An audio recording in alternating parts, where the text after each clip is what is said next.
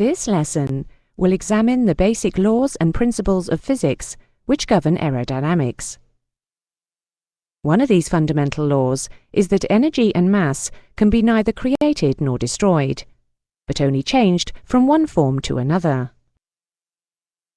This is the basis of the principle of continuity, and to demonstrate its effect on aerodynamic theory, we will consider a stream of air flowing through a tube which has a reduced cross-sectional area in the middle.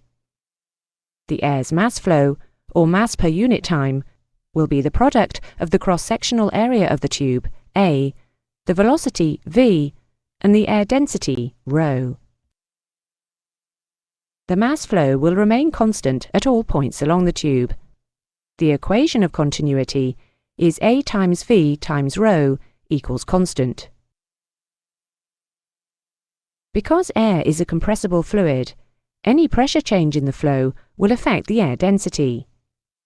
However, at low subsonic speeds, less than Mach 0.4, density changes are insignificant and can be disregarded. The equation of continuity can now be simplified to A times v equals constant, or, when we rearrange it, velocity equals constant divided by area. Because the mass flow must remain constant, it can be seen from the equation of continuity that the reduction in the tube's cross-sectional area results in an increase in velocity, and vice versa. The equation of continuity enables the velocity changes of airflow around a given shape to be predicted mathematically for speeds below Mach 0.4, which is around 260 knots at sea level. Associated with the principle of continuity is Bernoulli's theorem, propounded by 18th century Dutch-Swiss mathematician Daniel Bernoulli. His theorem states that, in the steady flow of an ideal fluid, the sum of the pressure and kinetic energy per unit volume remains constant, or, more concisely, the sum of the energies present remains constant.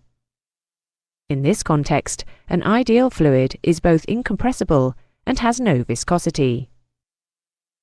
The theorem can be expressed as pressure plus kinetic energy equals constant, or P plus half rho v squared equals K. Let us consider a mass of air at ISA conditions, moving at 100 knots or 52 meters per second. Static pressure is 101,325 newtons per square meter, density 1.225, giving a dynamic pressure of 1656 newtons per square meter. Pressure energy 101,325 plus kinetic energy 1656 equals a constant 102981 newtons per square meter. Because the velocity of the airflow at the throat has doubled, its dynamic pressure has risen by a factor of 4, and the static pressure has decreased. But the total pressure, the sum of static and dynamic, has remained constant. This constant can be referred to as total pressure, stagnation pressure, or pitot pressure, according to context. The tubes used in the diagrams just shown are used only to demonstrate the principle of continuity and Bernoulli's theorem, and are not devices which could make an aeroplane fly. However, an aerodynamic force to oppose and exceed the weight of an aircraft can be generated by a specially shaped body called an aerofoil. The airflow over the top surface of a lifting aerofoil will be at a greater velocity than that beneath, so that the pressure differential will result in a net upwards force per unit area. The bigger the surface area, the larger the force generated.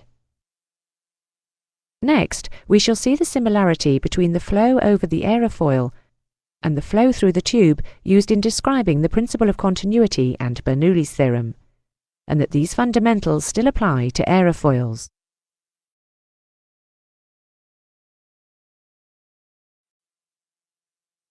A streamline is the path followed by a particle of air in a steady airflow, and one streamline cannot cross another. When they are shown close together, it indicates increased velocity, and when wide apart, decreased velocity. When streamlines diverge, it indicates decelerating airflow and the associated rise in pressure. And converging lines, acceleration with decreasing pressure. A stream tube is an imaginary tube made up of streamlines. There is no flow into or out of the stream tube through the imaginary walls, only a flow along the tube. This concept will help you to visualize the airflow around an aerofoil. To grasp the basic principles of aerodynamics, you will need to understand the principle of continuity and Bernoulli's theorem.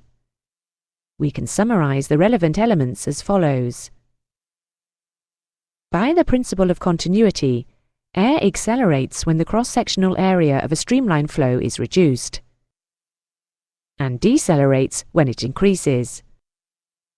By Bernoulli's theorem, if a streamline flow of air accelerates, its kinetic energy will increase and its static pressure will decrease.